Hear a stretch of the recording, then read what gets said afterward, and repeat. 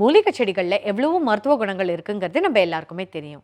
அதே மாதிரி இத டெய்லி யூஸ் பண்ணோம்னா, கண்டிப்பா ஹெல்த்தியா இருக்க முடியுங்கிறதும் நம்ம எல்லாருக்குமே தெரியும். ஆனா, இந்த மூலிகை செடிகள் எங்க கிடைக்கும்? அத எப்படி நம்மளால டெய்லி லைஃப்ல யூஸ் பண்ண முடியுங்கிறது எல்லாருக்குமே ஒரு கொஸ்டின் மார்க்கா இருந்துட்டு வந்துட்டுருக்கு. இன்றைய பூவாலி நிகழ்ச்சியில மூலிகை செடிகள எப்படி வீட்டிலேயே வளர்க்கணும்? அத எப்படி யூஸ் பண்ணணும்? இத பத்தி தான் டிப்ஸ் பார்க்க போறோம்.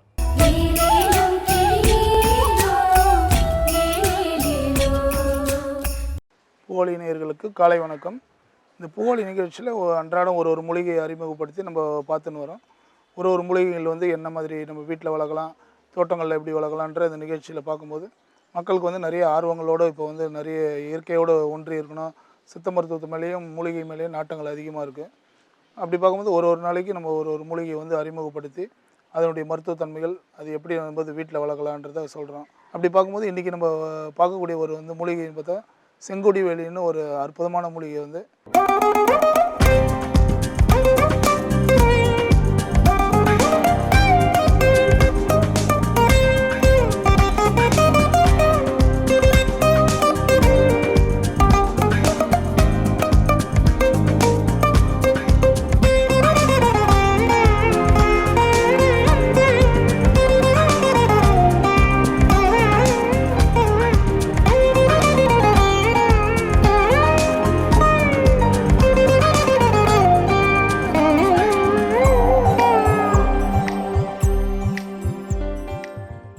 இது நிறைய பேர் வந்து புத்தக வாயிலில் படிச்சிருப்பாங்க. இதை வந்து பார்க்கவே முடியாது, ரொம்ப கஷ்டம். இது வந்து மலைகள்லேயும் இது வந்து நம்ம பொள்ளாச்சி, திண்டுக்கல், இது மாதிரி சதுரகிரி இது மாதிரி மலைப்பக்கங்களில் வந்து கிடைக்கக்கூடிய ஒரு அரிய வகை மூலிகை இது. இது வந்து அதாவது வெண்கொடி வேலி வந்து நம்ம பக்கம் கிடைக்கும். அதே மாதிரி கொடி வேலியில் பார்த்திங்கன்னா 3 வகைகள் உண்டு. வெண்கொடி வேலி, செங்கொடி வேலி, கருங்கொடி வேலின்னு 3 இனங்கள் உண்டு.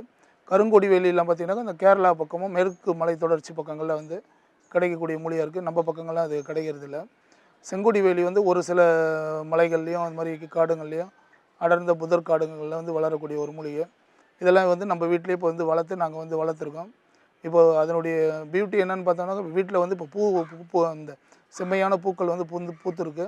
நல்லா ரத்தத்தை பொருந்தியக்கூடிய ஒரு சிவப்பு நிறங்களை உடைய பூக்கள் உண்டு. இந்த பூக்கள் பார்த்திங்கனாக்கா முல்லைப்பூ பூக்கள் அமைப்புகளை 5 இதழ்களை கொண்ட பூக்களாக இருக்கும். கொத்து கொத்தாக பூக்கக்கூடிய பூக்கள் கூடிய சிறிய தாவரம் இது. கொடிவேலி வந்து இப்போ எப்படி நம்ம வந்து வீட்டில் வளர்த்து பராமரிக்கணும்னா, தினசரி நம்ம தண்ணி விட்டு அதுக்கு உண்டான இயற்கை மண்புழு உரங்கள் இல்லைன்னா இயற்கை சாண உரங்கள்லாம் போட்டோம்னாவே நல்லா வளரக்கூடிய தன்மைகளாக இருக்கும். அப்படி பார்க்கும்போது இன்றைக்கி நம்ம இந்த செங்கொடி வேலியை பார்க்குறோம். இந்த செங்கொடி வேலி பார்த்திங்கனாக்கா வாத சம்பந்தப்பட்ட வியாதிகளுக்கு நல்லது. உஷ்ணம், வீரியத்தன்மைகள் பொருந்திய ஒரு மூலிகையாக இருக்குது. இந்த செங்கொடி வேலி வந்து மூட்டு வலி, வாத சம்மந்தப்பட்ட பிணிகளும் வலிகளை எடுக்கிறது வலி நிவாரணியாக இருக்குது. அதாவது வலிக்கு நம்ம வந்து போயிட்டு நம்ம ஆன்டிபயோட்டிக் போடு, வலி மாத்திரை போடுன்னு சொல்லுவோம். அது மாதிரி இந்த கொடி வேலியும் வந்து வலி நிவாரணியாக இருக்கக்கூடிய ஒரு மூலிகையாக இருக்குது. இந்த மூலிகையினுடைய வேர் வந்து அதிசக்தி வாய்ந்த தன்மைகள் பொருந்தியதாக இருக்கும். அந்த இலைகள் பார்த்திங்கனாக்கா நல்ல ஒரு நீள்வட்டமான ஒரு இலைகளை இருக்கக்கூடிய கொடி இனம் தாவரம் இது. இந்த இலைகளை வந்து நம்ம மேலுக்கு வந்து கட்டிகள் வந்து வேனல் கட்டி மாதிரி புண்களுக்கு வந்து அப்படியே அரைச்சி வந்து அதாவது ஒரு 2 வேளை 3 வேளை போட்டாலே கட்டிகள் எல்லாம் வந்து உள்ளுக்கிற அந்த அழுக்கு, சீழ், ரத்தங்களை எல்லாம் வெளியே கொண்டு வந்துடும். அப்பேற்பட்ட தன்மைகள் பொருந்தி அந்த இலைகள் வந்து காரமும் வீரியமும் உள்ள ஒரு இலை. அதே மாதிரி நம்மளுக்கு வீட்டில் வந்து பல்வலி, பல் சொத்தையாக இருக்குது, ஒரு இலை இல்லை 2 இலைகள் வந்து வாயில் மென்று அந்த உமிழ்நீரோடு நம்ம ஒரு அரை மணி நேரம் வச்சுருந்தோம்னாக்கா பல்வலியெல்லாம் வந்து சரி பண்ணக்கூடிய தன்மை உண்டு. பல்வலிக்கு நம்ம வந்து டாக்டராண்ட போக வேண்டியதில்லை. வீட்டிலேயே நம்ம வளர்த்தோம்னா கொடிவேலி இலையை எடுத்து 2 வாயில் வச்சு மெல்லும் போது பல்லில் இருக்கிற பூச்சி கிருமிகள் எல்லாம் வந்து எடுக்கக்கூடிய தன்மை இந்த கொடிவேலி இலைக்கு உண்டு. ரொம்ப அற்புத தன்மை வாய்ந்த வேராக இருக்குது. வேர் வந்து நம்ம எடுத்து நிழல் உணத்தில் பண்ணி பவுடர் பண்ணி வச்சுட்டு மிளகோடு நம்ம கொடுக்கும்போது வாத வலிகள் எடுக்கும். எப்பேற்பட்ட வாதங்கள், வீக்கங்கள், முட்டி வலி, இடுப்பு வலி, கைகால் வலிகளுக்கெல்லாம் வந்து நல்ல ஒரு மருந்தாக இருக்குது. அதே மாதிரி மாதவிடாய் பெண்களுக்கு ஏற்படக்கூடிய மாதவிடாய் கோளாறு வந்து இந்த இலைகளும் வேர்பட்டைகளும் வந்து நம்மளுக்கு நல்ல மருந்தாக யூஸ் படுத்தலாம். இந்த இலையும் வேலி பருத்தி இலையோட பூண்டு மிளகு வச்சு நம்ம கொடுத்தோம்னா மாதவிடாய் நாள்பட்ட மாதவிடாயிலெல்லாம் அந்த உதிரத்தடையை வந்து சரி பண்ணக்கூடிய தன்மை இந்த கொடிவேலி இலைகளுக்கு உண்டு. அதில் நம்ம பார்க்கக்கூடியது இந்த செங்கொடி வேலி வந்து ரொம்ப அதிசக்தி வாய்ந்ததாக இருக்கும். வெண்கொடி வேலையோட கொஞ்சம் வீரியமும் காரத்தன்மைகள் உள்ள மூலிகையாக இருக்குது இது. இது வந்து எல்லோரும் வந்து நேரடியாக, ஏன்னா நம்ம புத்தக வாயிலில் பார்த்துருக்கோம், படிச்சிருப்போம். இது வந்து நேரடி நம்ம பூக்களோடு இன்றைக்கி பார்க்குறதுக்கு இப்போ பூக்கும் பருவ காலகட்டமாக இருக்குது. இந்த மார்கழி தை மாதங்கள்லாம் நல்லா கொத்து கொத்தகள் பூத்து காய்கள் பார்த்திங்கனாக்கா சுனைகள் பொருந்திய காய்களாக இருக்கும். சின்ன சின்னதாக நம்மளுக்கு வந்து தட்டு தட்டையாக கொள்ளு காய் வேலை காய் மாதிரி நீட்டு நீட்டு காய்களாக இருக்கும். மேலே வந்து சுனைகள் பொருந்திய காயாக இருக்கும். இதில் வந்து சித்திரை வைகாசியில் காய்ச்சி முடிக்கும் போது விதைகள் மூலியமாக பரவக்கூடிய ஒரு தாவரம் இது. இதுவும் வெடிக்கும் தன்மையை பொருந்திய விதைகள் கூடிய தாவரம் இது. இது எல்லோரும் வந்து நம்ம பார்த்து பயனடையணும். வீட்டுங்களே நம்ம வச்சு வளர்க்கலாம். இப்போ இது மாதிரி அரிவகை மூலிகைலாம் எங்கே நம்மளுக்கு கிடைக்கணும் போது நம்ம இப்போ வந்து நகரப்புறங்களையும் கிராமப்புறங்களையும் வந்து இயற்கை மூலிகை பண்ணைகள்லாம் நிறைய இருக்குது. அரசாங்க மூலிகை பண்ணைகள் இருக்குது. அங்கே நம்ம போகும்போது பார்த்து நம்ம வந்து இந்த மூலிகை செடிகள்லாம் வாங்கி வந்து வீட்டில் வச்சு வளர்த்து அதனுடைய மருத்துவத்தன்மைகள்லாம் வந்து பயனடைகின்ற நோக்கத்தில் ஒரு மூலிகையை நம்ம அந்த நிகழ்ச்சி வாயிலாக அறிமுகப்படுத்தி அதனுடைய மருத்துவத்தன்மைகள் அது என்ன மாதிரி மருந்தாக வேலை செய்யுது, என்ன மாதிரி மேலுக்கு போடலாம், உள்ளுக்கு எப்படி சாப்பிடலாம் அப்படின்றது உணவு முறையில் எல்லாமே நம்ம கொண்டு வந்துடலாம்.